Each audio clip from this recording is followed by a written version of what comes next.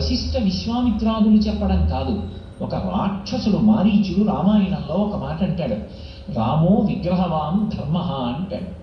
ధర్మము వచ్చి ఒక చోట రాశీభూతమైతే అదే రామచంద్రమూర్తి. రామచంద్రమూర్తి యథార్థానికి జీవితంలో ఎన్నడూ దుఃఖించలేదు. దుఃఖించినట్టు కనపడ్డాడంతే, కానీ లోపల ఎప్పుడూ ఆయన సంతోషంగానే ఉండేవాడు. ఎందుచేత ఆయనకి అంత సంతోషం అంటే ఒక్కటే కారణం, ఆయన ఎప్పుడైనా ధర్మాన్ని విడిచిపెట్టేస్తే ఆయన ఆ రోజున రోధించాలి. కానీ రాముడు తన జీవితం మొత్తం మీద ఎప్పుడూ కూడా ధర్మాన్ని విడిచిపెట్టలేదు. దేశకాలముల యందు ఎప్పుడు ఏ ధర్మాన్ని అనుష్ఠించాలో అప్పుడు ఆ ధర్మాన్ని అనుష్ఠిస్తూనే ఉన్నాడు. ధర్మాన్ని పట్టుకున్న కారణం చేత తనకి ఎన్నడూ అపజయము రాదు అని పరిపూర్ణంగా విశ్వసించినవాడు. త్రేతాయుగం తర్వాత ద్వాపరయుగం వచ్చింది, ద్వాపరయుగం తర్వాత కలియుగం వచ్చింది.